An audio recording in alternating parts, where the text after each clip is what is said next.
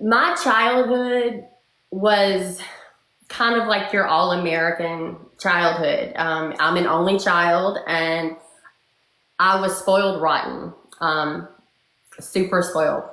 And I don't think, even though my parents meant well, I don't think it did me any good Sure. at all. I had absolutely no coping mechanisms. And early on, I noticed that there really was something wrong with me because, like, I was, homecoming queen and, homecoming court favorite and all of that.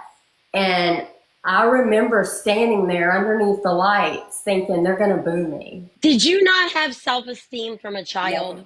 Right. Yes, all these years in therapy, I learned that your self-esteem is built when you complete a task when you're little and you know you can do it. And Yes. I had never washed a load of clothes, like going off to college. Same. Like, Same. I didn't know how to run a household. The normal things that people knew were never just taught to me. They were just, you're expected to know them. right. My mom meant well. My mother Right. is a beautiful woman. And she wanted to give me all these things that she didn't have. So she focused on perfection. And she was kind with the perfection. It wasn't like belittling or anything like that. But my mind did not understand what was going on. And I thought, I have to be perfect. I've learned in therapy that I'm highly neurotic to the point to where I overthink things. I worry about things. This Intrusive thoughts. is very and seriously bad. And this is not in my book, but a lot of, or most of my female cousins died from the age when I was from 5 to about 9. They all died at 16. Wow. So I knew that a child, like, all I knew is my cousins were not coming back. So, like, I started to worry about things. And that turned into just everything I worried about. I worried about the clothes I was wearing. I worried about if I was liked, if something was going to happen to me. I'm an empath. I could not stand to watch somebody get made fun of. The only time that I ever went to the principal's office or anything like that was a kid that was getting made fun of in the 5th grade. He was in special education. I couldn't deal with it. I took him back to class with me, and the whole school was looking for him. And like, he's missing, and I've got little Dennis sitting next to me like, y'all aren't saying nothing to you. I could take up for everybody else, but I couldn't take up for myself. Like, and that's wild if you think about it. A lot of the pressure that went on me, like, I started dating my high school boyfriend at 14, and he was really good looking, older than me, straight A student. So my mom, because he was approved of, I was pretty much in a marriage. Oh, wow. I've never been, like, I've never slept around, but I did lose my virginity at 14 years old. And, like, we were doing everything together, and me and him. And that's not healthy for 14 to 18 to be in that serious of relationship, even spend the night with me, those things. It was very, very intense. And so when I graduated from high school, I go to Northwestern on a full paid scholarship. And for the first time in my life, I've got to make decisions myself. And I didn't know how to do that. But I did know that I didn't give a crap anymore about my grades. And I think that was an early sign of not having any coping mechanisms. I didn't know who I was, what I wanted to be. I didn't know anything. And I was just there. And not narcissistic, but my family worshiped the crowd that I walked on. Did you end up working before you went to college, like in high school or anything? That's the crazy thing. I did. I got my first job at 15 or 16 because I wanted to. And my parents were and it was selling perfume and jewelry. They were like, you can keep your money. So, like, they still bought me everything.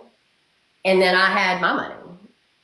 I would think that would help a little bit with the like self-esteem, because you are kind of taking care of yourself, even though they're paying for everything. Maybe that messed it up, though. I don't know. I've never even looked at it or thought about it that way. But I went out and got a job for fun. I was a social person when in my youth. I was very, very social. I'm more of an introvert now. Me too. I think it's my life experiences, what I've been through. But like I said, I got a job and I would save my money up and everything. Well, then I just drop out of college. And I come back home. I was waiting tables and at Outback Steakhouse. And I get pregnant. I'm 20 years old. And I remember thinking, now you got to grow up. Yep. Like, now you got to grow up. And even though the pregnancy wasn't planned or anything like that, I fell in love with my son the second I heard his heartbeat on that ultrasound. There was never a question of what I was going to do. In fact, the guy that I was with, me and my high school boyfriend had broken up. I don't even really like this dude this much that I'm with. And I broke up with him. I was like, I'm pregnant and like, I don't see this relationship going anywhere. I wasn't telling him that he couldn't be around. I was just saying, I don't want to be with you anymore. I hadn't seen him since. My son's 23. So with you dropping out of college and you start waiting tables and then you get pregnant and you're not with the guy that you got pregnant with, were your parents starting to give up on that like perfectionist thing? My father has always been like my person. Mm-hmm. He's an environmentalist. I've backpacked across Alaska with him. I love camping. I might have my makeup on, but I'm doing it like I'm a rare breed. My dad, I remember listening to my parents argue and my dad saying, Frida, she cannot be perfect. She's not going to be perfect. So there was a division. My parents are not married. They did stay friends, but there was a huge division on their opinion of where I needed to be. Sure. And so when I got pregnant, my mom was upset. My dad was heartbroken. And we just dealt with it. But it was honestly the first time in my life where I took responsibility for anything. I went and got a second job. I was working 14-hour days. I'm doing a hair salon at a receptionist in daytime, going to work at 3 p.m. at Outback Steakhouse in the evening. Yep. And I remember being so proud of myself for saving up the $1,500 to pay for the hospital bill, because that was my down payment, thinking I did that by myself. I'm going to be okay. It's going to be fine. And I had a really good outlook on life. Now, I don't like to say that I was a goody two shoes growing up, but I've never smoked a cigarette. Of course I've drank. Of course I've been drunk, but we're talking like a handful of times here. This is not like a major event in my life, drinking or anything like that. I really, honestly, the very first time I saw drugs left, I pretended to need something out of my car. And then I went home. Like, I didn't have it in me. Like, right. I was scared. Like, that's just not an avenue that I ever wanted. Like, it wasn't appealing to me. And I'm 7 months pregnant, and I'm waiting tables at Outback Steakhouse, and the floor was wet. And this is that pivotal moment where my life changes. It was severe. The floor was wet, and I was walking, and I go to slip on the wet floor, and I'm like, I'm gonna land on my baby, and I'm falling, and everything's going in slow motion. And I'm like trying to twist, and when I twist, my patella goes to the back of my leg, and it breaks into 3 pieces, hits the ground, and that bone kind of like cuts the end of my patella tendon, all of that up on the inside, as if a razor had done it. Wow. All I could think of was Colby. Yep. Like, I mean, I'm laying there. I know that my leg is broken, but I don't care. It's not registering. You're worried about your baby in that moment because you're pregnant, right? I didn't care about anything else. I was just like, oh my goodness, like I remember sitting there thinking, kick, move, kick, right? Move. Because he was so active, and it seemed like it took forever. It probably took 30 seconds. Did you feel in those moments? Did you feel movement in those moments? Did you get a sign that things were I did, but it seemed like it took forever. It probably didn't take that long. I was panicking is what it was. And I remember like being in the hospital and seeing my dad got there first. The look of terror on his face when he saw my leg. It was like, he was like, Nicole. And I'm like, Daddy, I'm fine. I just need Colby needs to be okay. Well, when they came in, they're like, we can do surgery, but you're only 7 months. So his lungs are not developed. They did the amniocentesis. They said, if you go into labor, you might lose him. So you got to choose. Do you want to be crippled? Like, there's a chance you could be crippled over this. And I didn't even have to think about it. Right. I was like, no, we're not doing this. You know, I'm waiting this out. And they admitted me into the hospital. And on August the 16th, 2000, I gave birth to the first love of my life with my leg in pieces on the back of my leg.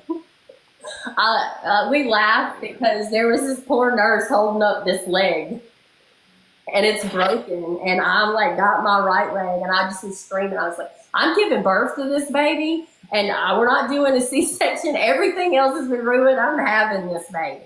When you got into the hospital, being that you were pregnant and your leg was severely broke, did they give you pain meds? Did they treat your pain? They did treat my pain, but here's the thing. I can't honestly tell you what they gave me. Right. The first memory of them giving me something, like a lot, is the day that I gave birth. I remember I was loaded. Wow. I mean, loaded. Yep. And I hated it. I didn't like that feeling. I wasn't Because you feel out of control. You feel like you're Yes. out of control of your body. Yeah, I was totally loaded, and I remember just the epidural was so strong. I didn't even feel childbirth pain, period. But 11 years later, when I had my second child, I was like, I want to know what a contraction feels like. Right. I mean, because I didn't feel anything. Right. And it works out. It turned out okay. Colby was born perfect, and that was all that mattered to me. I did start dating a man when I was pregnant, a man that I did not love. I think that goes down to trying to impress my mom on having a man, you know, to take care of me. And I was wrong for what I did. He did know that he was not Colby's father. I was months in, and he did. It was my first massive mistake. He did sign the birth certificate. Do you feel like, because I know a lot of women that did that. My first like ex from high school and everything, she did that because her and I broke up and a whole bunch of stuff happened. But like while she was pregnant, she got with somebody, and I feel like it happens a lot because it's like people almost feel like they need someone else there. Like you start stressing that you can't do this, and it's like if you have someone there, you have an anchor kind of. Support. Yeah. But it was, I think I was definitely addicted to the feeling of being in love. It wasn't, I knew I could raise a kid by myself, but if I'm being 100% transparent, I remember thinking, you're having a kid, nobody's going to want you. Do you think that your perception of love was off? Like what you thought was love really wasn't love, right? Definitely.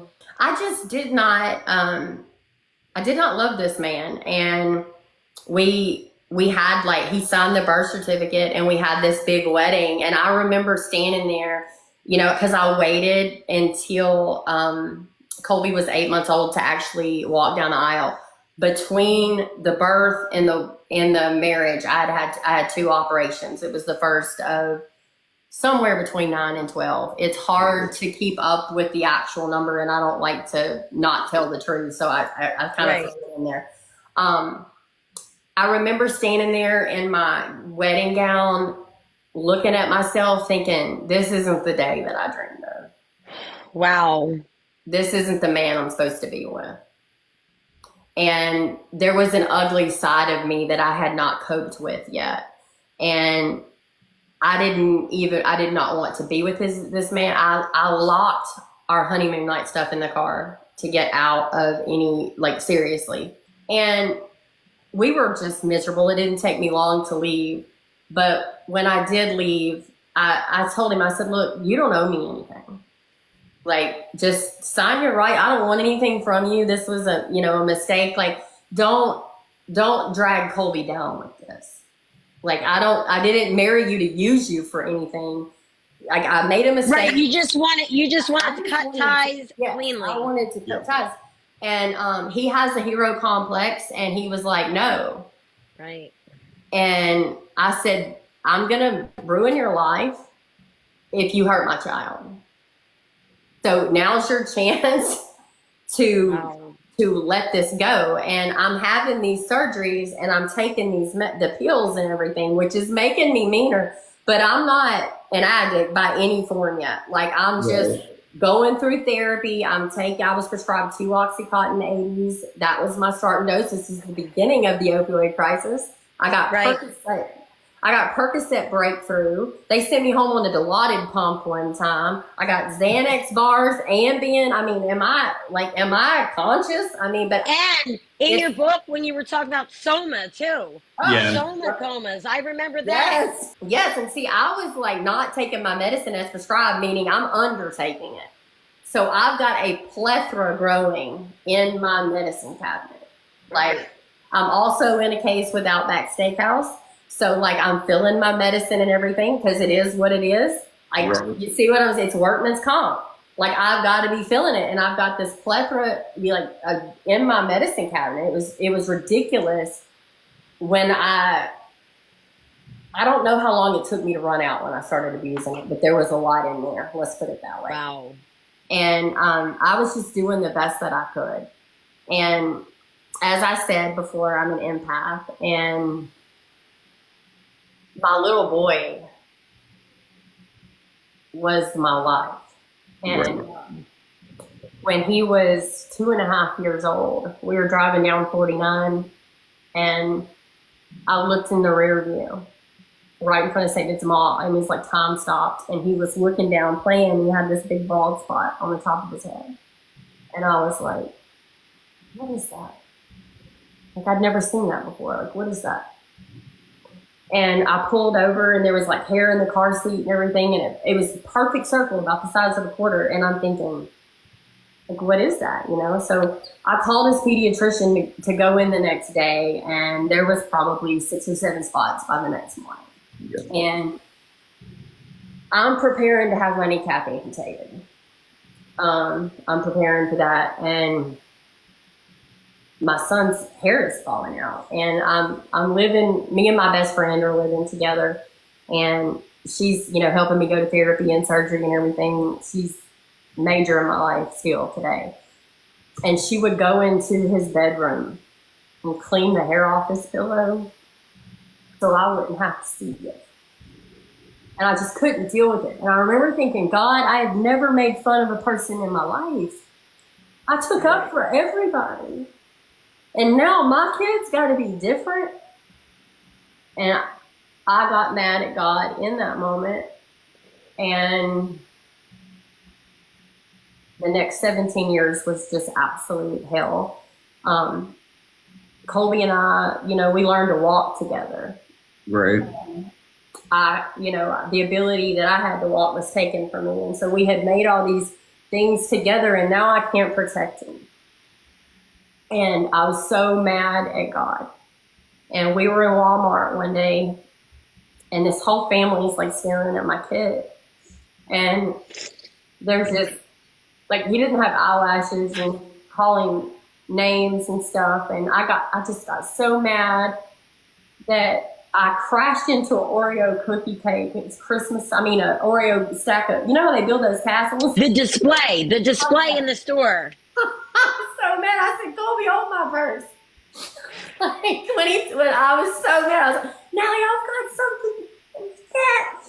See, you're like me. You'll cause a scene. You don't care. You're like, F it. No, I caused a huge scene. I was just like, so upset. But that mama bear came out. I have caused scenes and all kinds of things. But when I came home from the store that day, I opened up that medicine cabinet that I had brought up and popped pills. To numb yourself. Yeah, it was to kill a different type of pain. And at the time, I went through aesthetic school after they amputated my kneecap. and I was working on movie sets. I'm a functional addict. And everybody thinks that I have it together, but I'm crying myself to sleep at night. And the first day of my son's first day of kindergarten, I remember sitting in my car all day, thinking that I've just sent my child into the wolves are gonna tear him up. But had I known, if I wouldn't have gotten mad at God, I could have seen it so clearly, because I got involved with the National Alopecia Areata Foundation. Mm-hmm. Because I wouldn't cover Colby's head up. We didn't wear hats. We weren't doing any of that. We were bald, beautiful, and we were loving it.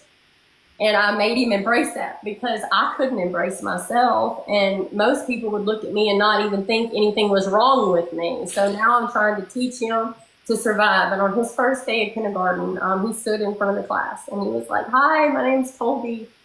And I'm just like you. I just have alopecia, and my immune system is like a villain, and it attacks my hair and makes it fall out, and I'm hairless, and my mom takes me to camp every year, and I know thousands of kids just like me, and she says that I'm perfect." I just remember looking at him thinking, okay, like I did something right. Like I was just so upset, and I didn't leave the parking lot that day, Like I just sat there because I couldn't protect him. And right. As a mother, you want to protect your kids. And I couldn't protect him. And I just kept numbing and numbing and numbing, and I'm making money, and I get up to 40 Percocets a day. Why do you think that ended up being your go-to? Like, obviously you were taking them so you knew how kind of they would make you feel if you took too much. But why do you think that was it? Honestly, it's the only substance I'd ever put in my body. And also, your story's a lot like mine. I have kids that have a genetic diagnosis, so I understand. When you're raised for perfection, it's hard to go from perfection to, oh my God, that acceptance of the diฏิis extremely difficult for a parent to go through. I understand your pain. It was there and available, and the only substance that it numbed you. It numbed the feeling. It completely numbed me. It gave me energy. It made me feel like almost like super mom, because I could work. I'm real transparent on how I felt, with it. And I didn't feel like, especially when I was functioning at it, it didn't affect my performance. Like nobody knew. Nobody. Like with alcohol, you can smell it or, whatever. I hadn't gotten to that point yet. My metabolism, the very first time they put me to sleep, they were like, they had to give me more than normal. I think it saved my life later down the road, because I was like an elephant. I mean, I just take it and take it and take it. And I was prescribed Xanax and all that, but I was still taking that at night. Like I wasn't abusing any of that yet. It was just the pain pill. And back in that day, I feel like doctors went right for that concoction, the Xanax with the oxy. But today, it's very hard to get opiates and benzos prescribed together. It was just crazy. And I remember the very first time I realized that I was an addict. My mom had come to pick me up. My pills had been up at Walgreens for 2 days. This is what I tell people. Don't judge an addict. Don't you dare. Because let me explain how this worked for me. 2 days, those pills have been sitting up there. I thought I had the flu. Right. I was dead, not feeling good. My mom shows up. She's like, "Let's go shopping." I'm like, maybe I need to get out of the house. Let's stop at Walgreens and get my medicine. I was throwing up, sick, whatever. She's like, "All right." We stop at Walgreens, get my medicine. I take it. 30 minutes later, my mom looks at me and she's like, "Nicole, you're not sick anymore." And I just remember thinking, no, like, right, this isn't happening to me. Like, no, surely not. And I went into denial. I knew it, but I was denying it. Like, I mean, and from that point on, if I didn't have my medicine, I'm sick. Did you think that it was like because you were taking them as prescribed, well, less than prescribed, that couldn't happen to you? When I was taking them less than prescribed, I definitely thought that, but I've already crossed over to taking more than I was supposed to. Right. But before I was taking more is when that moment happened. Like I wasn't even taking them as prescribed when I got dope sick the first time. So I was totally clueless to that. Like I had no idea. Like I didn't know that could happen. And I wish if I could, I mean, we all wish if we could go back in time. Right. Like if I just would have paid a little bit of attention, but because there's signs, but unfortunately you're knee deep in it when you figure the signs out. And that's why I tell my testimony, because if there's somebody out there that's early in and isn't going to end up where I ended up and I'm talking about it, that's why I'm talking about it. And because it is about helping people. But, Right. I continued on that way, and I met my first guy that sold me pills when I was working as a medical assistant in Colorado on movie sets and all that. And, I remember, because I was so naive, sitting in this parking lot, there was a Whataburger nearby, and I'm buying this stuff, and I'm scared to death. Like, are they watching me? Because you see it on TV, like the undercover agents. Like I was Right. like I'd never even gotten a speeding ticket. They ain't watching me. Like I was so naive to it.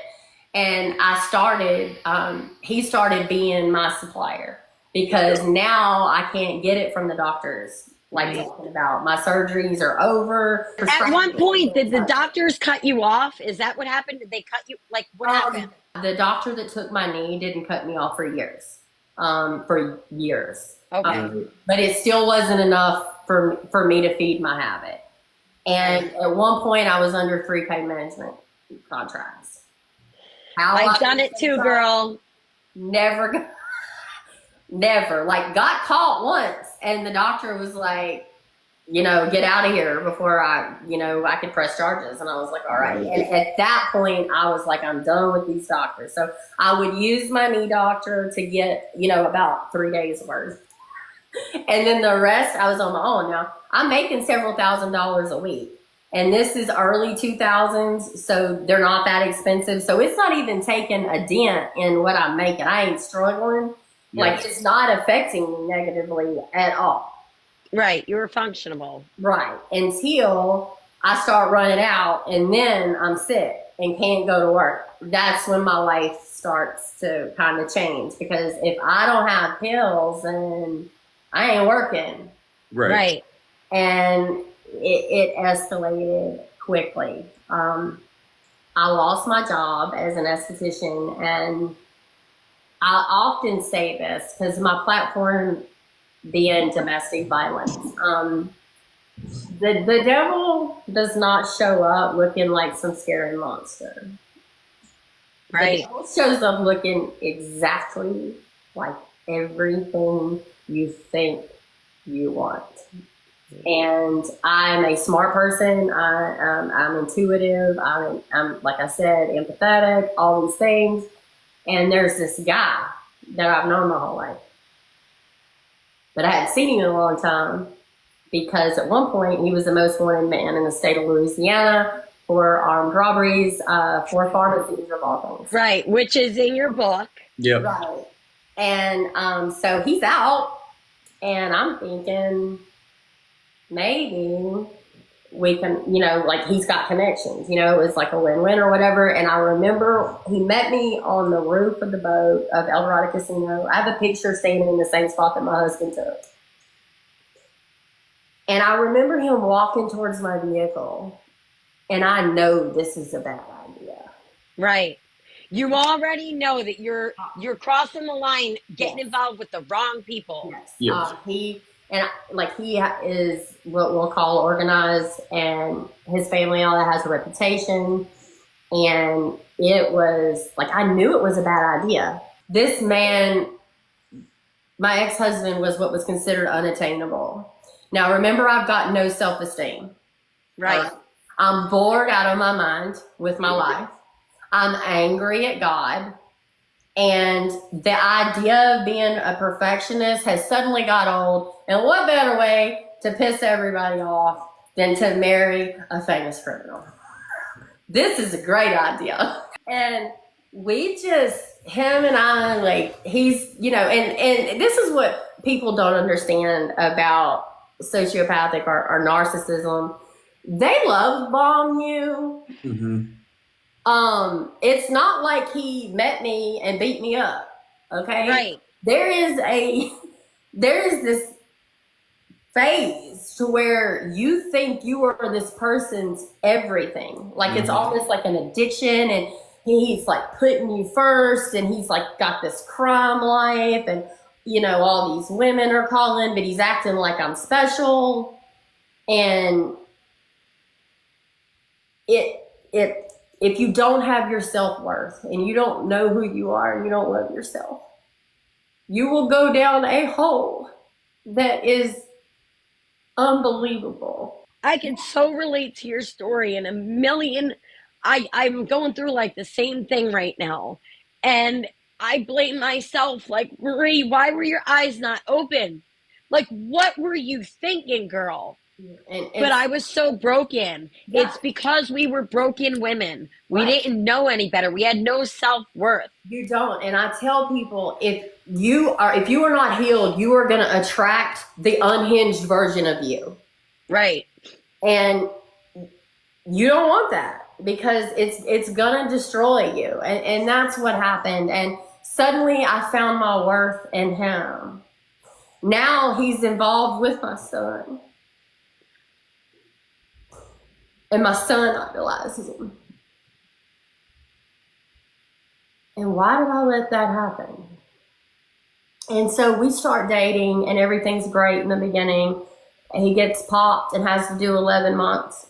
In this 11 months, we're on the phone. I lost my savings. I lost my home. I'm putting money on his books. I'm eating pills all day long, and I'm waiting on him to come home so we can get married and have a kid. Did you at any point realize like this was happening? Did it ever click? Or yeah? I literally thought, this man loves me so much, he's going to change, because that's what he's selling me. And look, I was an inmate. All right. Not all inmates are bad, but if you're talking to somebody, all they've got to do is sit in there and be who you want them to be. Okay. Yeah. They're selling whatever you want. And he didn't have anything to do but sit there for 11 months and tell me everything I wanted to hear. And I'm falling for it. And it's like, okay, so we've decided we're going to get married and we're going to have a baby, but I've got a detox, right? Because I'm lying to him, saying that I'm not doing what I'm doing and we're going to start this new life together, right? So about 3 months before he gets out, it's the only time I did the Subutex right. I get a prescription for Subutex. I wean myself down so like I'm drug free when he gets out, okay? And we get married within a week. Within 3 weeks, I'm pregnant and he's high. And now I'm like, Nicole, you've done it again. Like, because I gave birth alone the first time. And now I'm pregnant again. And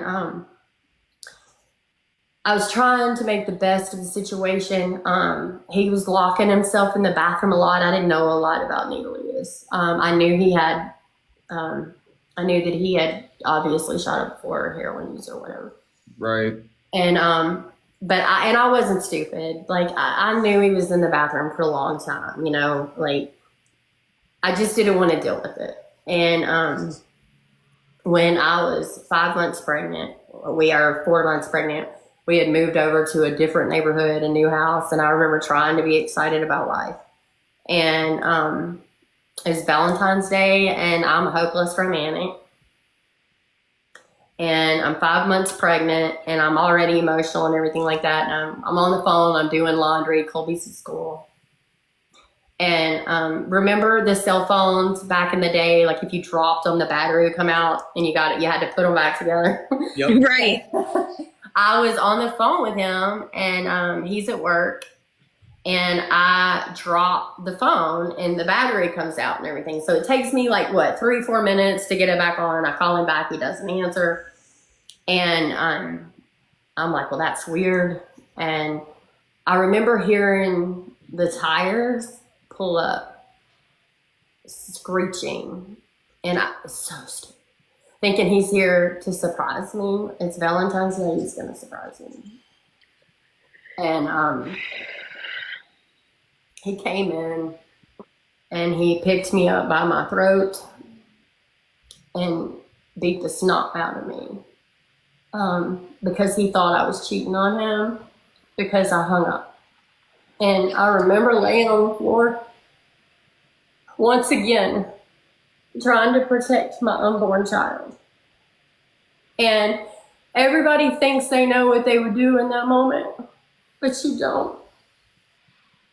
Because I didn't think I deserved it. Like, I wasn't that victim. I was just confused and scared. I didn't think I'd done anything wrong, but I didn't understand. And I remember thinking, well, what are you going to do? Surely this won't happen again. And then having to explain the bruises to my child. And I wish that I could sit here and tell you guys that my oldest son didn't see me beat, but I cannot do that. Right. My oldest son witnessed things no child should ever witness. And out of everything I've done wrong in my life, forgiven myself for wronging my children like that, even though I didn't put my hands on my children, or it doesn't matter, because I was their mother. And I should have left. And somewhere the lines got crossed. I thought that my ex-husband loved me so much he had to do that, that he was messed up, and that's how he showed love.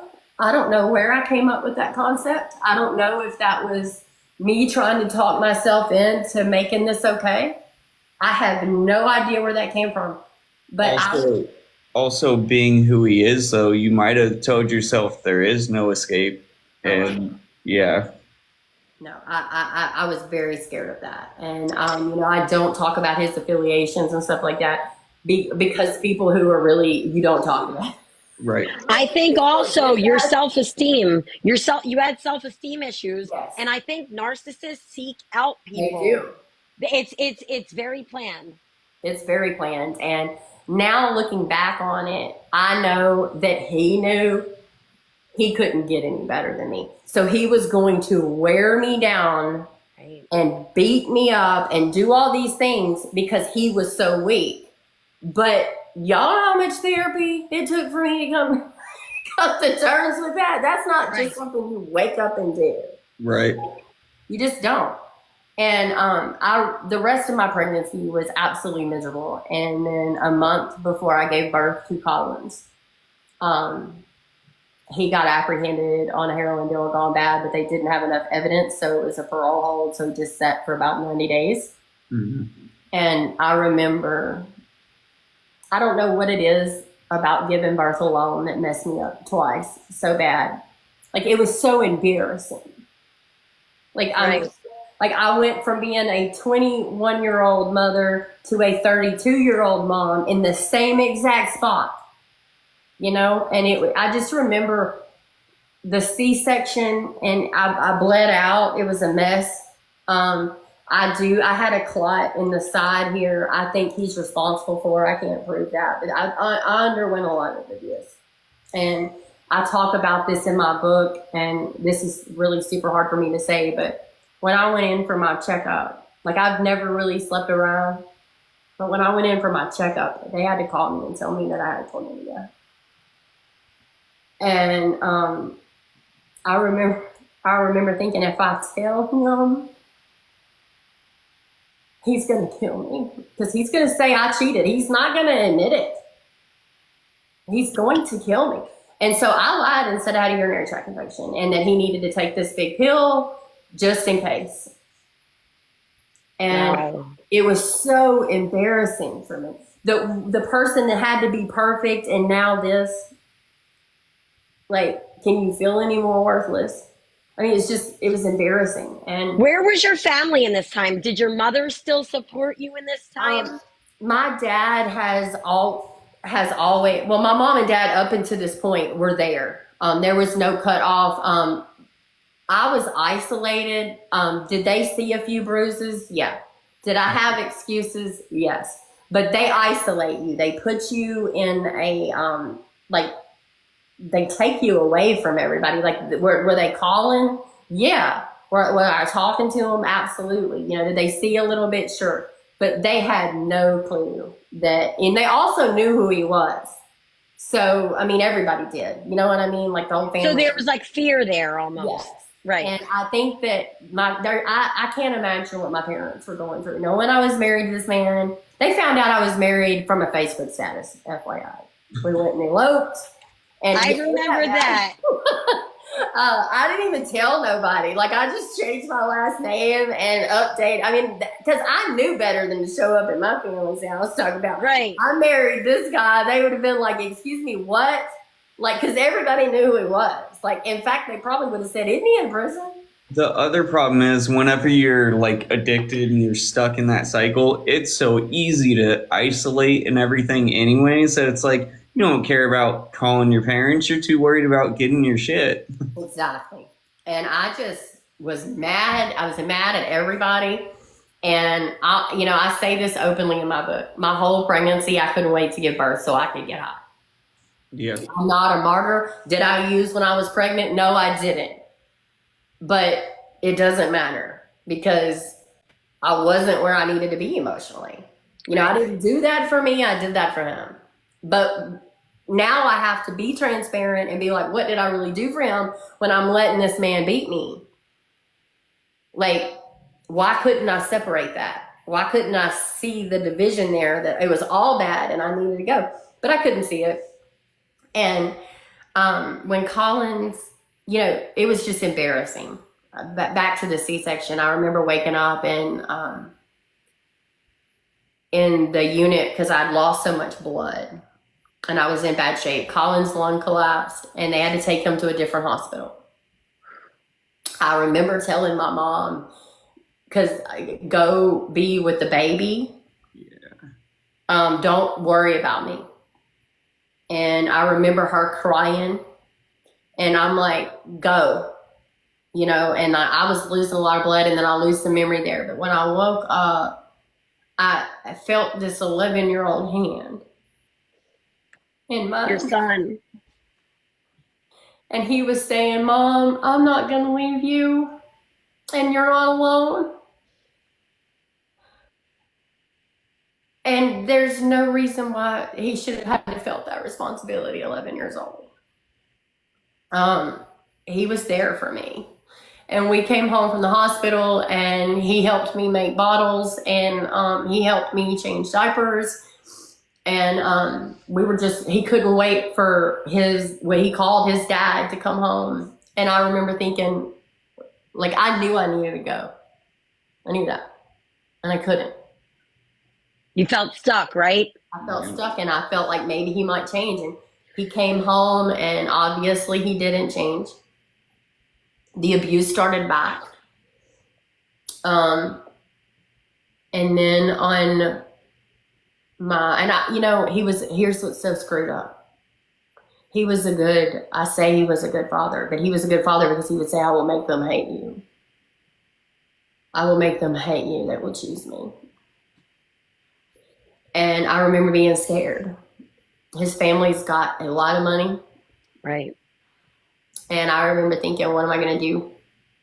And then on my 33rd birthday, we were living out of my aunt's apartment because everybody was upset with him and he steals from people. At this point, his own family's starting to cut him off because he's messing people over. Okay. Mm-hmm. So we're kind of like by ourselves. My aunt is dying of cancer. My aunt is my my mom's sister, and she was like my mom.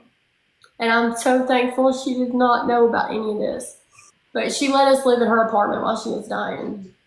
And he came home to her apartment to me on my birthday, and he was like, "We're shooting up today."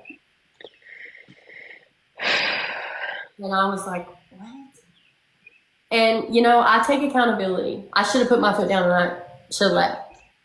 There was no gun in my head. But the prison you live in when you're in an abusive situation isn't much different. You're brainwashed. I was scared. I messed up. Right. I messed up. And that's how the needle started. And I remember praying to God during this event. Like, don't let me die like this. I remember being scared. I remember having to look away, just shaking. Like, I was so scared of this situation. And obviously, the administration, the rush is a no-go. So I got past that fear, right? Yeah. Because the end result is the end result. Yep. Right. And it was just so dark and so nasty. And it wasn't long after we started doing that when the police kicked our door in the first time, because he had stolen diamond rings from his deceased his deceased best friend's mother and my dying aunt. And I did not know that he had stolen these diamond rings from her. And my family still does not know, because I think they know, but we don't talk about it. Right. It's too embarrassing, because I didn't know he had done that. When they pulled me off to the side and they're asking me all this stuff, I'm I knew he had done some stuff, but most of the stuff I didn't know. I was like, and then I looked at those rings and they're like, we don't know who these belong to. See, because when you report something missing, like at a pawn shop, you give the description. But they had all this other jewelry they didn't have a description for, and I'm looking and I knew it was hers. I knew it was my aunt's stuff. And I was just disgusted. Why didn't I go? But I'm going to sell everything I own to bond this man out, because he's finally not on parole. My parents come get me. I've told them a million times, you should have let me sit. I was out within an hour or two. Like, it was possession of stolen goods. And, it was just a possession charge of being around stolen property, but they should have let me sit. Hands down, they should have. I was out in no time. I finished my probation with that. I only got 12 months. And I'm not like a really hardcore criminal. I'm a needle junkie, but it hasn't gone off the complete deep end yet. He controlled everything. He controlled my doses. He controlled when I got it. He controlled everything. So in the midst of his control, I hadn't gone off where I landed, I guess is what I'm trying to say. And I was miserable. We were, one time we had to sleep in an abandoned building, and I've got my kids with me. And that's not okay. I tried to make the best of it, and this part of being a mom is the hardest part to talk about, because it's just, there's no excuse for it. But in April of 2013, we had just gotten back from Vegas. That's in my book. That's a fun little episode. That was crazy with the needle. That was crazy. That was the only time that I ever did meth. Like, we talked about, how did you know that was going to work? I ain't an uppers chick. I don't know if he gave me too much. That poor prostitute, Daisy, like, the whole trip was terrible. That's traumatizing, because you think that you're there with your husband or whatever, and then he brings back a prostitute to the room. Yeah, he like brings a prostitute back to the room, and I'm like, no, and he knocks me out. I wake up, they're doing it. Right. So Now you want to kill her. You want to kill him at the same time. We're Right. in it. I mean, we're in this horrific episode, and her and I ended up siding together because he was too much for us. Like, Wow. I was in the middle of this, like, wait a minute, we're gonna be okay. We got to team up. You know what I mean? And it was a disaster. And we missed our plane. You know, I mean, we sat in the airport. I want to say 3 days. It might have been 2 days. So they literally, you didn't have to pay for a plane ticket. Somebody literally helped you to get on a plane. Both of you? Well, here's how half of it went down. When we showed up at the airport, my whole neck was black and blue. I had these huge bruises from a belt and from him, his hands. I had marks on my face, my whole body. The woman that works behind the little thing at the airport, she saw me and felt really bad for me. And they gave us like this discount ticket type situation. And did I get on Facebook and make a Facebook status that I needed help? I did that. And so it was extremely discounted, and the woman helped us to come home. On the way home, I had this feeling, you know, like you can feel a shift's about to happen. Right. I knew something was about to happen, and I was fed up with this dude at this point. I wasn't strong enough to leave, but I'm feeling this shift, like this is over with, like something's. I think women emotionally detach way before the relationship ends. Like we are checked out before we actually do it. I think I checked out in Vegas. But the thing is, it doesn't mean that I had the strength to leave. That's the problem. Yeah. Fast forward a few weeks, he gives me the absolute beating of my life. And of all things, goes and robs a Waffle House. I'm not real sure what the game plan with that was. To this day, I don't know the details of that. But he got 6 years flat. They were like, look, because he's like a 12 or 13 time convicted felon. They're like, you're not getting any good time. Like, this is a wrap. We're flattening you out. Wow. I should have been relieved, but I wasn't. Right. I mourned him. The state took him from me. I had been to the ER several times, and I remember the second to last time the ER doctor sending a cop in, and they were like, if you come in here one more time, be up. The state is going to step in. And I'm like, I fell off the back porch, or this or that. I would have every excuse in the world. And I just remembered at that point, it didn't help. I just wasn't. Did you feel like it was a trauma bond? Definitely. Trauma bond, right? Definitely. So what was going on with the kids too? Like, they've seen all of this, and it's just like they have to be traumatized in their own right. Collins is still really little. Yeah. Okay, Collins is like he was a year and a half, maybe 2, when his father went away. Okay. My oldest definitely was affected. I'm so proud of him. He's 23 years old. And he beat the odds. And he did that. And I'm super proud of him. My youngest has no memory of his father. Good. And I'll get to that point. But when they took my husband at the time away, my ex-husband, like I said, I should have been relieved. I should have been all these things, but I mourned him. Right.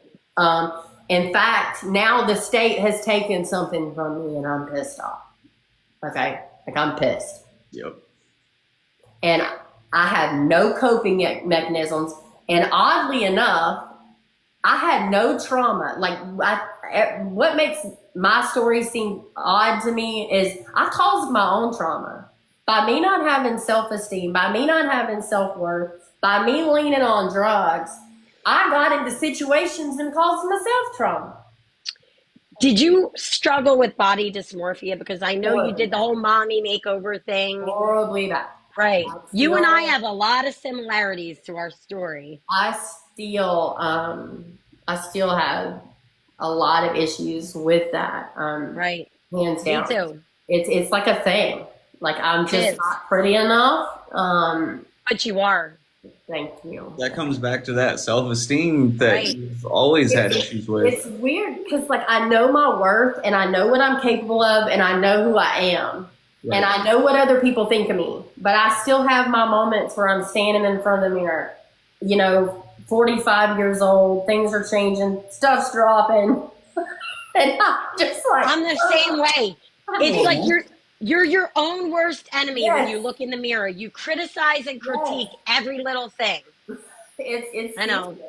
it's so serious, but it was all of that was super hard, and I had the tummy tuck and my breast lift and everything after Colby.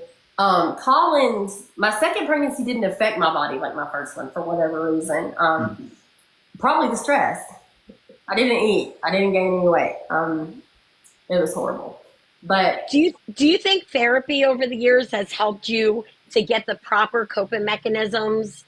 Definitely. I think it's a must. I think because we can't figure this too. out on our own. And it's nothing to be ashamed of. It doesn't mean you're crazy. If anything, it means you're more well-rounded than the next person that's in denial. And that's the way I look at that. I'm not going to be ashamed of the fact that I've got a Christian counselor and a doctor counselor. Like I'm hitting all aspects of this because Lord knows I need help, Right. I'm the same way. Yeah. I mean, and I'm not embarrassed to talk about it. But where my life, where it really went downhill with my kids, to answer your question, after he goes away, I don't know what to do. And so there was a guy that I had been friends with most of my life. He is a different kind of toxic, non-abusive, nothing like that. Has some mental issues. Sure. Also had the same addiction that I had. That's where I went, was with him. And we are running the roads and, we're staying here or there. And my family at this point is concerned, right? They're like, this is, now when I'm showing up, I've got marks on me, but it ain't bruises. Like, it's like sores. Like super sick, going to the ER a lot because I'm running out. I'm stocking up on somas because that would help with the detox. And then also, so you were getting you had MRSA infection, right? Yes. I did as well. And it's something that you were hospitalized for, right? Several times. And it's so gross. And my parents, what they decided to do was tell me that if I went to rehab and signed my rights over to my kids or whatever, they would help me out. And at first I play ball. Then I chicken out because that means I got to get sober. Right. And so I take off. And they start looking for me. And I was hiding out in the hotel with my kids. And Colby was at school. And I remember hearing the knock on the door. Collins was 2. And I remember because we were upstairs and I was holding, and the cop is standing there. And I've never been like a violent or argumentative person. I was raised right, and I have my child in my hand, so acting a donkey isn't going to benefit anything. And I just looked at her and she said, basically, cooperate. And I looked down and saw my mom and my dad standing by the cop car. And my mom had pressed charges against me for pharmaceutical fraud because I was picking up her Xanax. And so she had already had to overcome stuff. And I just remember being broken for him and handing my child over. And then I was also so mad. Why are you doing this to me? Can't you just help me? Can't you just help me?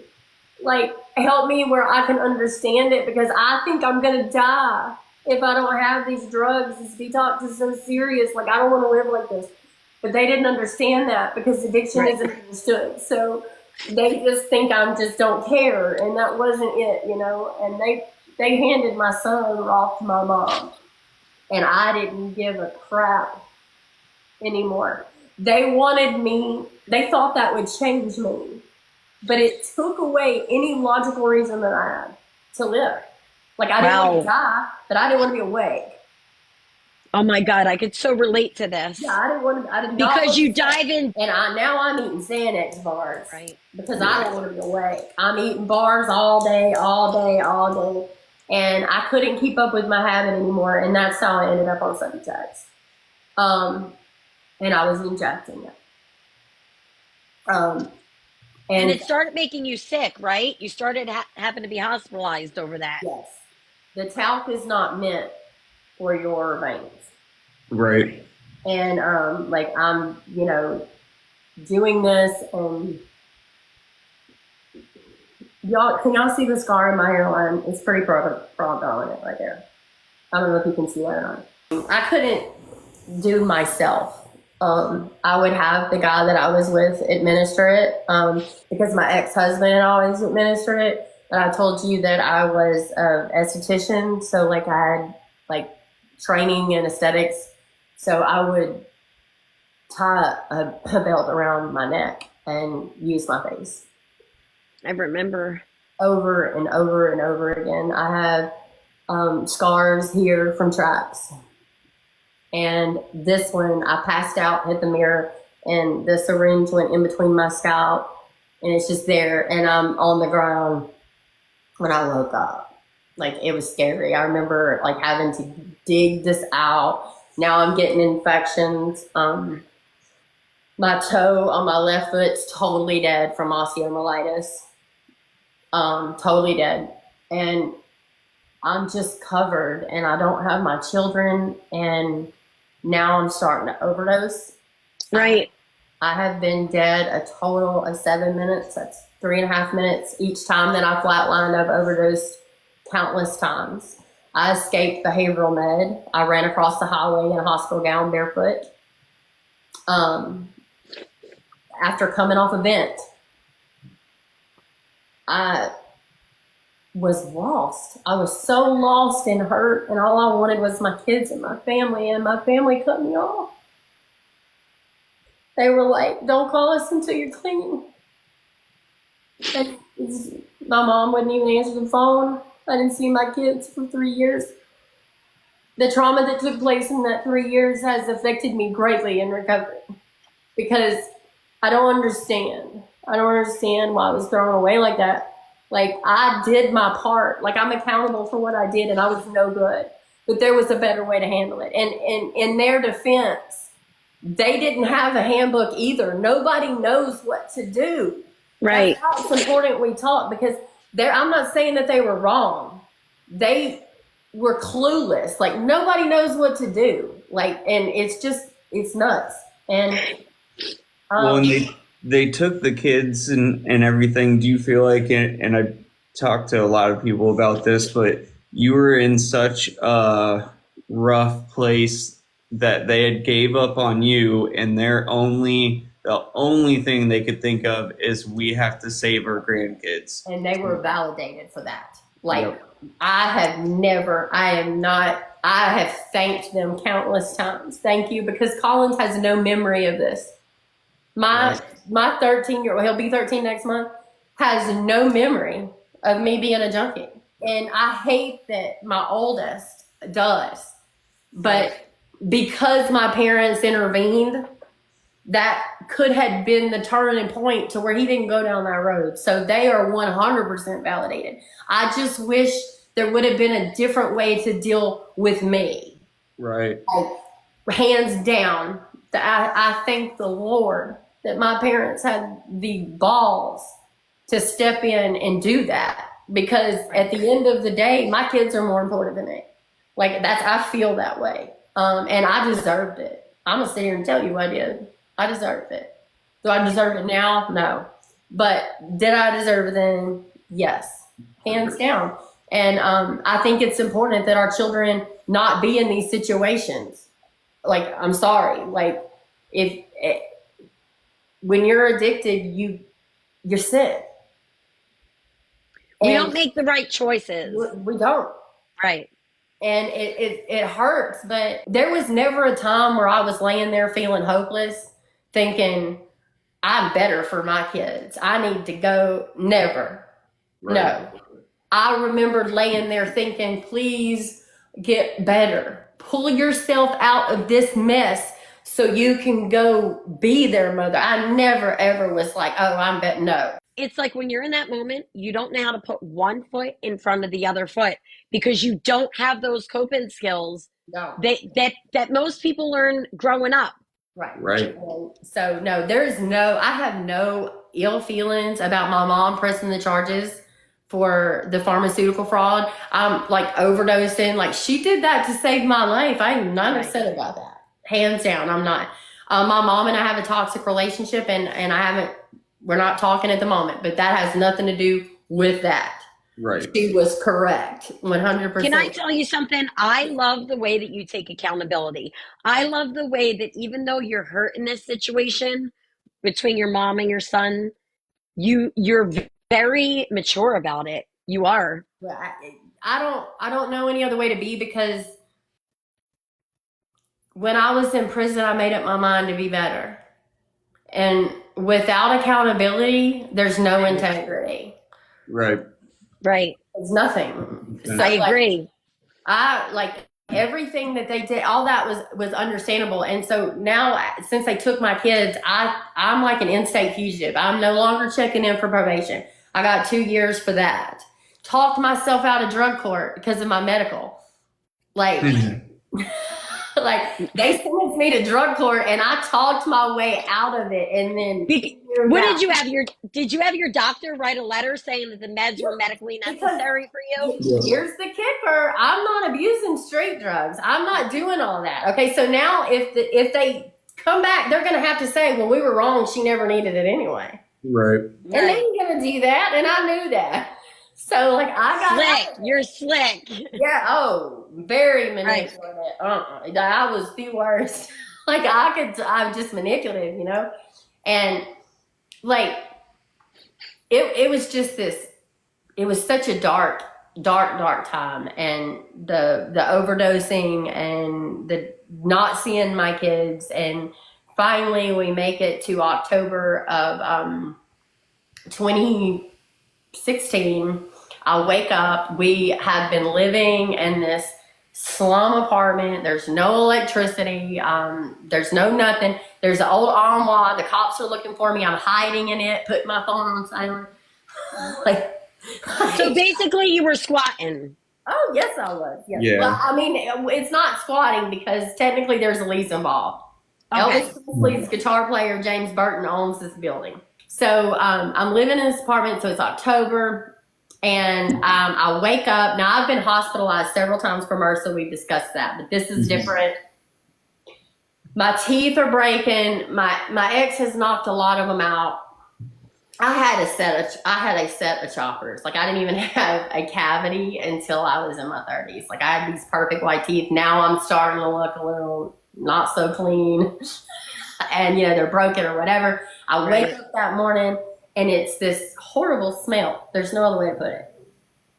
And I'm like, what is that? And I have training in aesthetics and skincare. I don't feel good. I go into the bathroom. This whole side right here is black. My whole breast is black. And I don't feel good. I call up this dude that I'm dating, and I'm like, I think we need to go to the ER. This is serious. I walk in, and within 10 minutes, they're preparing me for surgery. I've got 103, 104 temperature. Like, it's black, and it is nasty. And they're telling me they're going to have to do a partial mastectomy. I'm going to lose my breast. And I just was like, okay, so I'm laying on the OR table, you know, thinking, you've done it. You've lost your kneecap, half your hips gone, your teeth are breaking, your toes dead. Like, Nicole, get a grip. Like, everything's falling apart. Yeah. Yeah, and I'm like 36.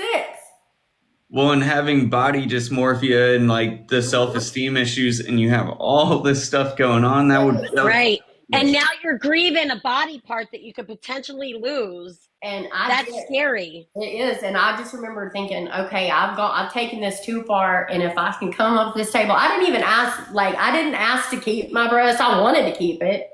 Right. It was more about living at that point. You know, I have a very similar part to my story. This finger right here, I almost lost this finger due to MRSA. It was black. I was at a regular doctor's appointment and he glanced at me and was like, "What's up with your finger? Like, that's not normal." I was like, "I don't know." Same thing. Went to the hospital, MRSA, full blown MRSA, almost lost it. Yeah. But that's a scary feeling to think like, damn, I'm like my body is failing me at this point because I'm abusing myself. And that's exactly what it is. And Right. I was like, this has got to stop. And this is Right. one thing I will give myself. I never ever used a needle after that day. Now I don't like. We got to get to December of 2016, but this was October.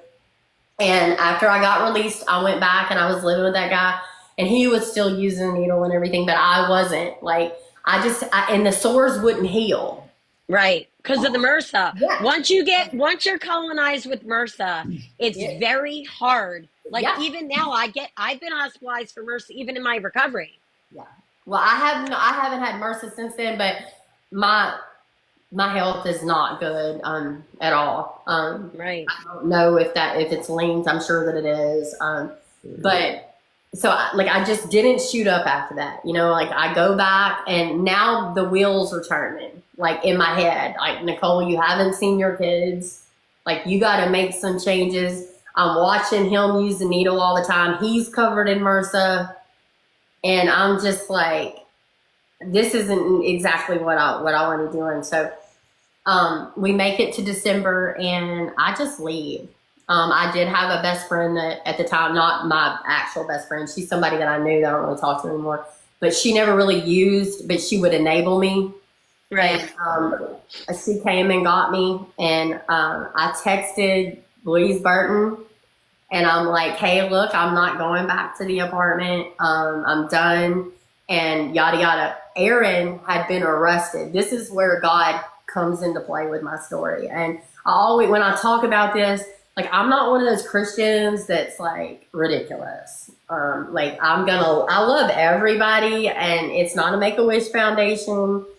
You know, it is what it is. And God, Aaron, no, I'm not supposed to say his name because my book. Anyways, he's driving down the road. He gets pulled over for stolen plates and like child support warrants and everything. Ooh, fun. And I'm like, okay.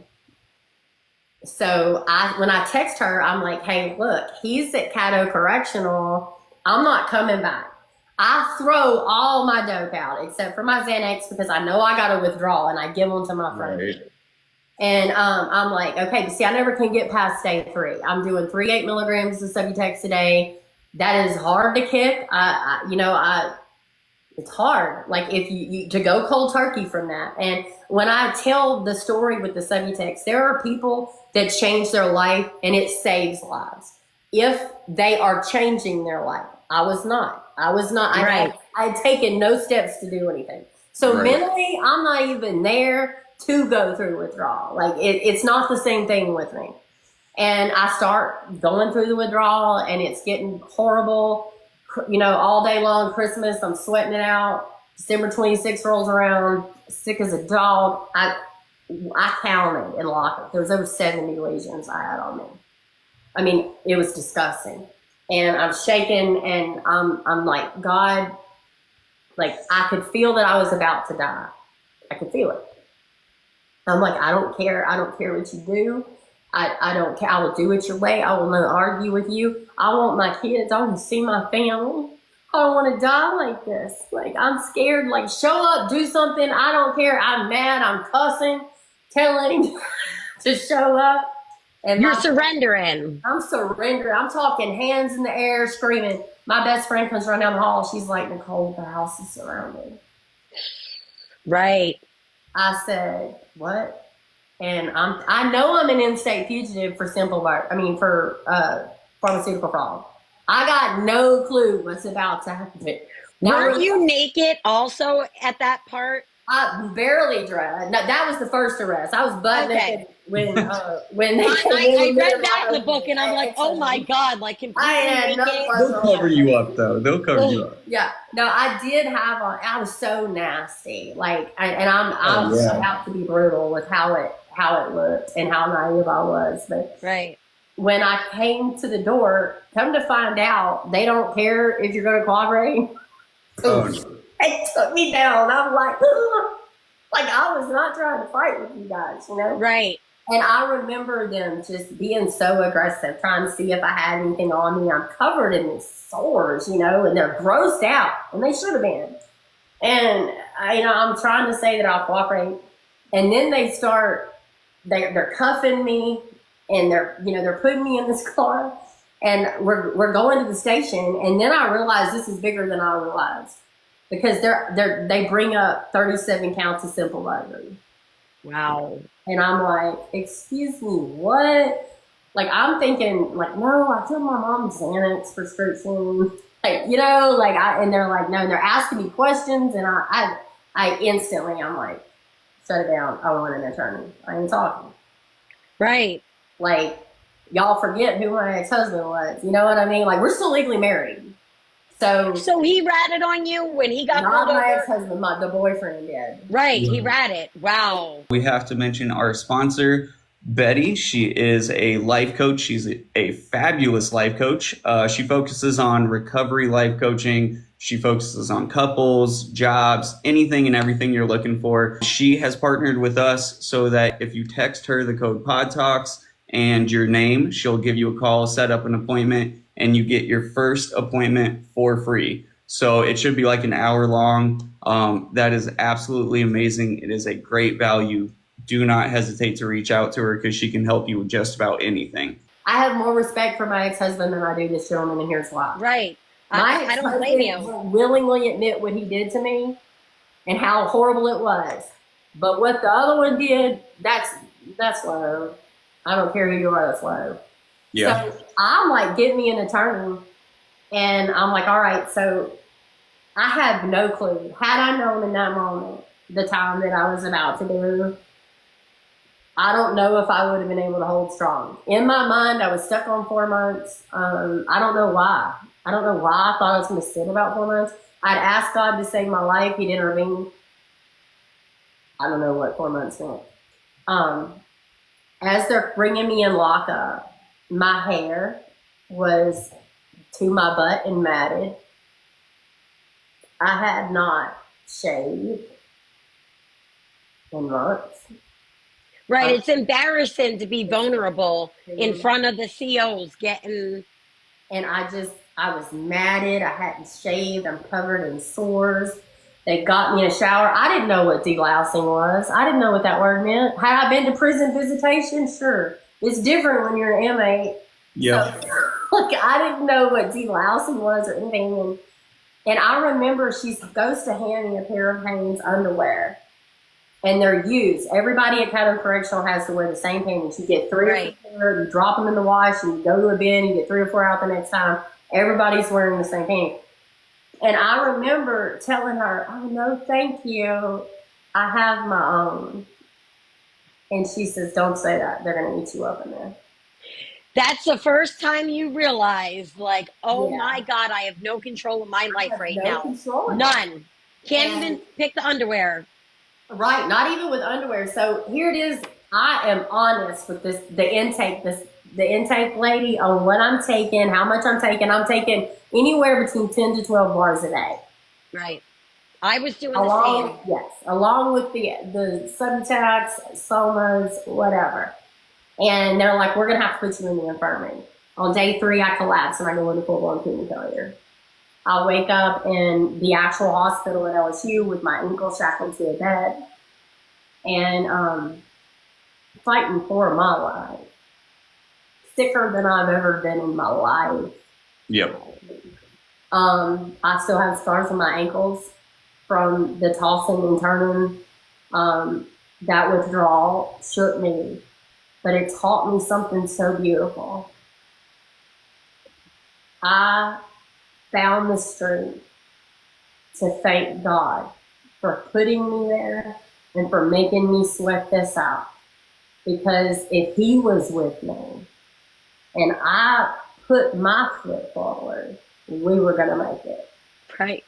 And I praised Him and thanked Him. I'm covered. There's no way to say it. my own vomit, my own feces. I can't do anything. And I'm just thanking him. And I'm like, I made a list in my head of the things that I wanted. And I don't know if it was keeping me occupied or whatever, but there's not a thing on that list that ain't crossed. Well, there's one thing, but at that particular time, I have to make that move myself, I guess is what I'm trying to say. God brought him back to me. I remember having to lay there and think to myself that my youngest son probably didn't know who I was. He didn't know who his mom was. My oldest son snuck out and saw me the whole time. There was never a break between me and Colby. Colby was my little gangster. He was coming with his mama. So, he had been there. And I remember just thinking, you got to do this, but you got to do it for you. And it was like, I knew I had to do it for me. And it was a little over a month. I was shackled to that bed. And then came time for general population. My first offer was 7 years. I did 5, but we talk about I got sentenced to 5. I did 2 for good behavior, good time. Remember, I also told God I wouldn't argue with him about anything. Technically, I only should have done 9 months. I said, I'm a nonviolent offender. I did 2 years. The DOC lost my good time. They lost my credits.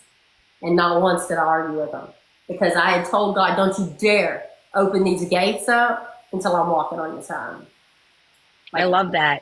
I don't have time to mess up again. Right. You know that there's not another opportunity to go down the wrong road anymore. I just didn't. And so as I was coming out of all that, a CO had taken some razor clippers and cut my hair off. It was too matted to comb out or anything. And my teeth are broken. Most of them are gone. They're broken off at the gum.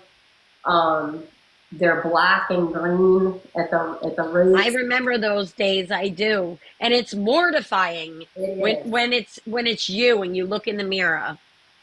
And it was so hard for me because I remembered thinking, Nicole, now look at you. You thought you had problems before. You've had your hair cut off with a razor, your teeth are broken off, and you're covered in MRSA. And the other inmates thought that I had AIDS, and they made fun of me. Now, my husband at the time, he's 4 years into his 6. I was waiting on him to come out. So now I'm in. You see what I mean? Yeah. Right. It's just crazy. We hit the streets 48 hours apart. Wow. Yeah. So God was involved in that for sure. Something, yeah. So, anyways, I did the best of my time. I had to learn to love myself at my worst.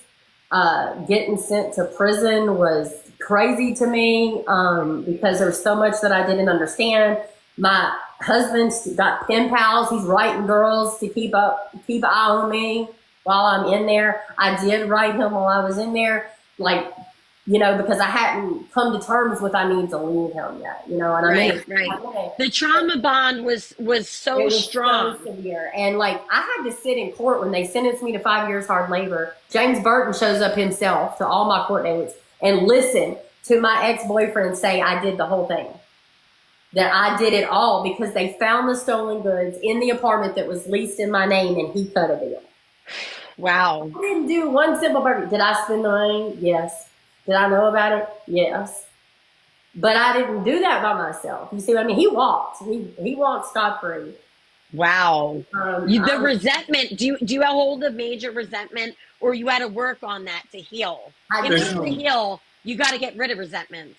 Right. And I did. The crazy thing is he had the audacity to come see me in person 48 hours after I got sentenced to the 5. Wow. And they popped my cell for visitation, and here I come, and there he is sitting there, and at Caddo, it's a federal holding. It's like they take state and federal, and they hold you as maximum security is what I'm trying to say. You're waiting your time. So he's on the other phone. There's glass. It's not like real visitation, And I'm thinking, I just got sentenced to 5 years. And I don't care who you are. being sentenced to 5 years hard labor, it's horrifying. I don't care. Like, you can't even wrap your mind around the time. Like, you can't Well, do I've it. been down 7 months. Like, I'd already been sitting 7 months. And I remember him hollering. He's mad. He was like, you know what? I don't even know I'm up here wasting my time with you because you're just going to go back and be with your husband. And, you know, he's thinking that I'm going to be getting out like in 2 months because good time stuff. You see what I mean? He's laying there to be back in my life. And I remember looking at him and I was like, thank you. Thank you for being a coward. Because you saved my life. And I don't either want either one of you.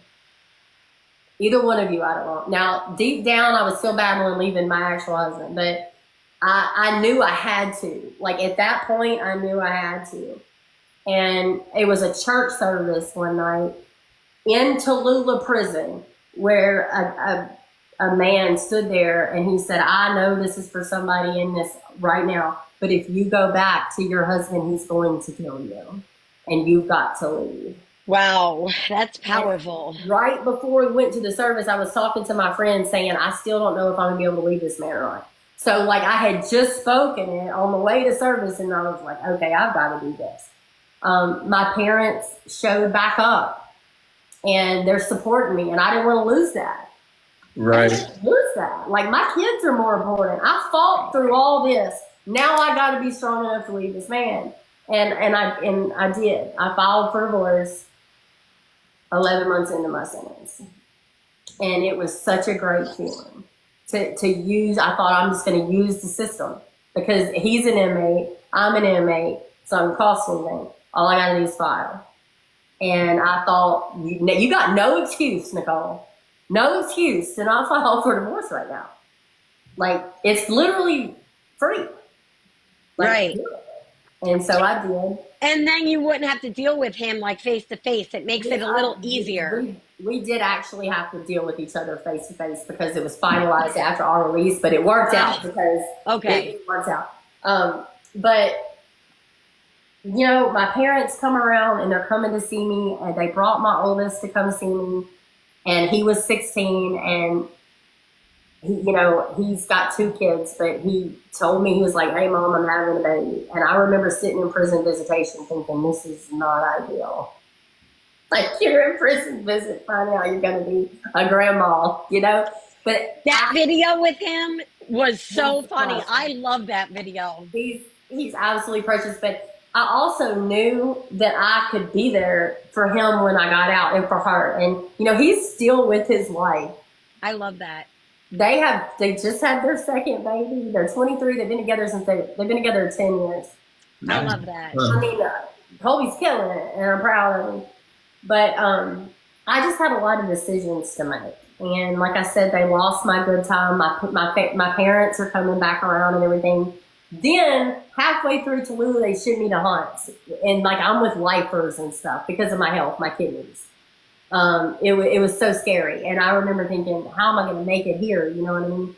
And I met some of the most amazing women that had been abused and killed their husbands, and now they're doing life. And I remember taking the beauty in all of it, because I was going to take the lesson and the beauty out of prison. I wasn't going to just take the horror stories. I was going to walk out with the women that couldn't walk out, the women that had changed, the women who had beat the odds and wasn't going to get a second chance. That's what I was going to do. And I was going to take lesson in it. And I did that. And I remember, you know, I stayed in touch with God the whole entire time. I'm in my Bible. I'm learning that I got problems. I'm learning that I got self-worth issues. And I remember him just putting it in his hands and then calling my mom. And I'm on the phone with my mom, and she's like, oh, well, your aunt was in Mississippi and ran into this church lady, and we're going to put you in a women's shelter in Alexandria, Louisiana. Excuse me? I've been in prison. I don't want to be there. You know what I mean? Right. I was mad, but I had to give it to God. Long story short, that's my mother-in-law. Mm-hmm. My mother-in-law was in a hotel lobby in Mississippi, ran into my aunt, arranges for me to come here. The night, or 2 days after I got out of prison, I got baptized. She was in the water with me. Wow, that's powerful. And then I met my husband the next day. I love the story about how you met your husband. It's in the book, and It made me, like, now I feel like I know you so well.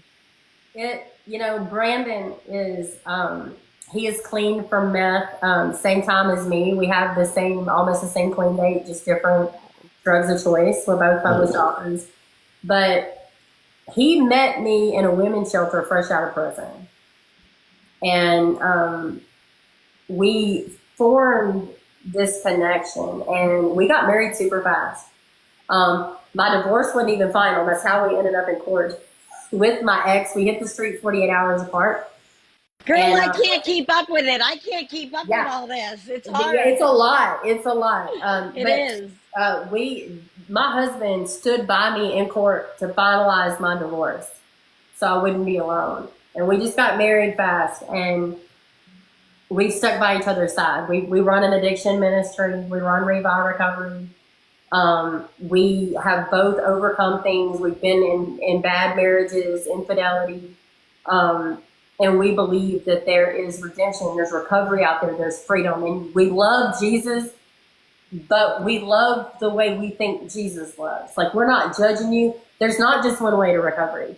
If we could all get together and realize that we all recover differently, a lot more people would be helped. And my husband was he has been so patient with me. I had PTSD I didn't even realize I had. He's loud. My husband's so loud. And he would he's loud when he's happy, but like when he would be upset with something, he'd be hollering, and I would be like, and I'm going into, yeah. And I have a question though. What made you think, because you've been in a lot of different relationships, what made you think like this is really the one? Like, what was different about Brandon? I felt that he was the man I was supposed to be with, even though I didn't know him as well as I should have. I kind of felt like God had arranged it. And every man that I've ever been with has had something sexual to say about like my body, my face, or whatever. And he said the most beautiful thing about me was my scars. My body's covered in scars. He loves you for you. Yeah, and it made me comfortable. And it made me realize that I didn't have to be perfect. He met me. I had just had my dentures done 2 days before, and I was trying to hide that because I didn't want him to know. And he was patient with me, and he taught me what he knew about God, and I taught him what I knew about God, and we formed this union. And like I said, we're running these recovery homes, and we're trying to help people, and it just made sense. And the last 2 years of my life have been, if I can stay sober for this, I can do anything. I've just recently been diagnosed with RA. I just finished the chemo treatment. There's days I can't walk across the room. There's days that I'm so swollen, like you can see this in my hands right now. Like I break out all this weird stuff, and he's constantly like, "You're beautiful." Like at my ugliest, he's like, "You're beautiful." And we're talking about a man who's had to remove my teeth and wipe puke off my face and still tells me I'm beautiful, versus the man that took my teeth, that kicked me in my face and tried to destroy me. And I think my husband and I are just proof that anybody can do anything, and that's why we have this message. You know what I mean? It's why we work with addicts. My media is my media, but my husband's in the streets. He's in the streets working with people, and we just work together. Like with my media, we use for donations and stuff for our ministry. We sell our books and stuff like that, and he does his lawn care. He works hard. He takes care of me. And no matter, people ask me, like, don't you ask for healing with my health right now? And it's like, maybe I should. But God saved me. He pulled me out of the pits of hell. What else am I supposed to ask for? So, and I get through this opiate free. It's hard. Like, ex-alcoholics, ex-addicts, whatever, we abuse our bodies. Right. I'm looking, I could lose my fingers, I could lose my toes, they don't circulate. I won't go back down that road. I have to be strong, and there's other avenues and things, Today, you love yourself. Yes. So you want what's best for yourself. Years ago, you didn't have that self-love that you No, are starting to have today. And right. that's a beautiful thing to witness. Like to say, today, I love myself. Years ago, I abused myself. I did. Just having all the support and having somebody that actually cares, that makes all the difference too. You're right. It really Absolutely, does. Kyle. Like my dad and me are super close, and like I said, my mom and I have a toxic situation. I did not regain custody of my oldest son. He's in my life. We see each other all the time. And she will admit that I'm a great mother. She just doesn't want to let go of him. And I'm at the point now where I'm like, he wants to be with me. We're fighting for this. I pray every night that my mom just lets this go because I don't want this argument. I love my mother. Right. Right. I It's miss difficult when you have a situation like that. And I know she believes certain things, and it's just hard for her, and I drug her into this. You know what I mean? Right. So, like, I'm very honest about that. But at the same time, my life's not complete without my child. And we have had custody. My husband has 5 daughters, 3 of them are grown. We have had custody of his younger 2. You said it was in the court. This is an issue with the courts. Right. But I had to be firm and tell my son, I'm not going to take you from your environment until you're ready, because I was Right. the guilty. What right do I have to pull him from everything he knows just because I got sober? It doesn't work that way. I had to form a relationship with him. I had to bond with him. I had to be patient. And now we're here, 8 years in. And Right. it's been a long go, but it doesn't matter, because when you become accountable for everything you've done wrong, you have to remain accountable.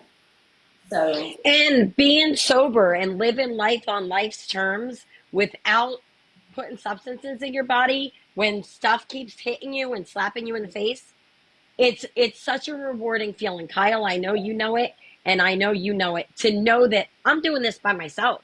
right. Like, this is me living my life the way that I always dreamed to live. Yep. Substance free. Exactly. And I think it gives me like an appreciation for life, like being in prison, Right.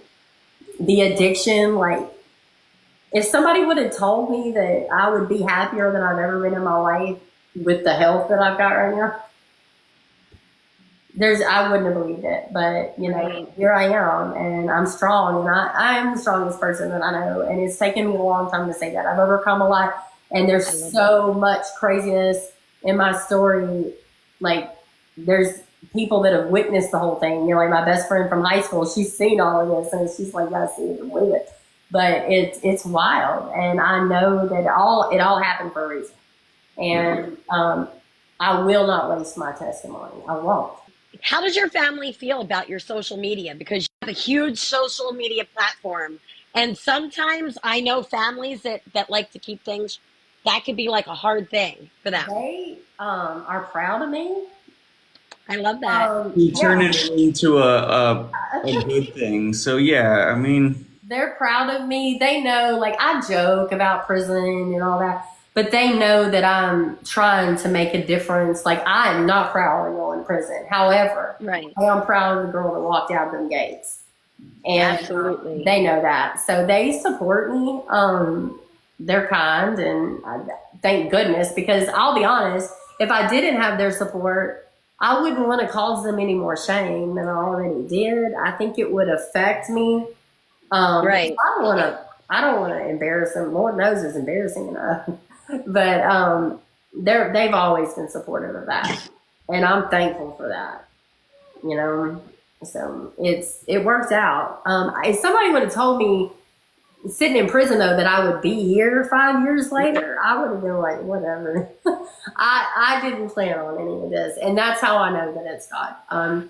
Because I know there's somebody out there, you know what I mean, struggling. And I know that I didn't have the example in my struggle. Like, when people would come at me to help me, they'd preach down to me. You know how when people preach down to you? Right. And it makes you defensive. It makes you Yes. not want the help. I've been there. Right. And I just refuse to do that. Like, you've got to know where to show love and know where to be, like, have a firm foundation, but not be cruel. But preaching at somebody isn't going to help a thing. So I swear. We need to meet people where they're at. Everyone's in a Yes. different spot on their healing Yes. journey. Some people have more recovery and less healing time. And We're all different. and that's the thing. Like you just can't talk down to somebody that's in the worst era of their life. How Right. is that helping? How are you going to sit there? You think that, especially with us doing, like, with us being Christ centered, how in the world am I supposed to preach down at you and make you feel more worthless than you already feel? When Right. Jesus picked the outcast to walk with him, like, nobody looks at it that way. The preacher didn't make the book. The preacher wasn't in the disciples. Like, you see, I mean, we were all outcasts. We were all, and if people would just love like that, I think Christians might be the worst thing to ever happen to Jesus personally, because they're very narrow-minded and they talk down to you. You know what I mean? That's why I refuse to do that. And I hope that I make a difference with what I do, because You are making a Oh difference. yeah, you are it's 100%. there's a better way to go about it. And talking down to somebody and tell them how they're sinning. Worry about your sins. Like, worry about your sins. He's not going to ask you about mine. And it's just showing love and showing kindness. And that's what my husband and I do. You know, he, like I said, but with him being meth and me being opiates, we complete that. You know, we understand. Like, he might not understand opiates, but I don't understand meth. But Well-rounded. we work it out. Yeah, well-rounded with it. Yeah. Right. Do you have any last minute advice, Nicole, for everybody out there? Especially, I guess, if they're struggling and they can't make that move to help themselves. What would you say? Go easy on yourself and don't focus on the whole staircase. Focus on the one step. Right. I like that a lot.